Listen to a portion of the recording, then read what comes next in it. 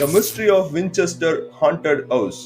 அமெரிக்கால இருக்க கலிபோர்னியால இந்த வீட்டுல இருக்க முயன்றவர்கள் எல்லாருமே ஒரு மாதத்திற்குள் வெளியேறி ஓட ஆரம்பிக்கிறாங்க. இல்ல, இது ஒரு சாதாரணமான ஒரு பேய் வீடு கிடையாது, ஒரு முடிவில்லா ட்ராப். சாரா வின்செஸ்டர் இந்த வீட்டோட ஓனர், அமெரிக்காவில் இருக்க பிரபல வின்செஸ்டர் துப்பாக்கி நிறுவனத்தோட ஒரே வாரிசு.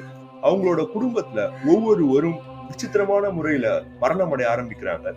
இத பத்தி கேட்கறதுக்கு ஒரு ஃபார்ச்சூன் டெல்லரை போய் பாக்குறாங்க. உன் குடும்பத்துல சாபம் இருக்கு, பல்லாயிரக்கணக்கான இறந்தவர்களின் ஆவி, வலி, இதெல்லாம் தான் இந்த ஒரு நிலைமைக்கு ஒண்ணு கொண்டு வந்திருக்கு அப்படின்னு சொல்லிட்டு ஒரு விசித்திரமான சொல்யூஷனையும் கொடுக்குறாங்க. ஒரு வீடு கட்ட ஆரம்பிக்கணும், ஆனா அந்த வீட்டோட வேலை முடியவே கூடாது. நிழல்கள் வழி இழுக்க வீடு உள்ள ஏகப்பட்ட சிக்கலான அறைகள், ஏணிகள், பூட்டப்பட்ட கதவுகள். இந்த வீட்டுக்கு முடிவே கிடையாது, யாரும் முழுமையா பயணிக்கவும் முடியாது. வீடு அமைந்த பிறகு அதுல வேலை செஞ்ச கட்டட தொழிலாளர்கள் எல்லாருமே காணாம போக ஆரம்பிக்கிறாங்க. ஒருத்தர் கூட இல்ல.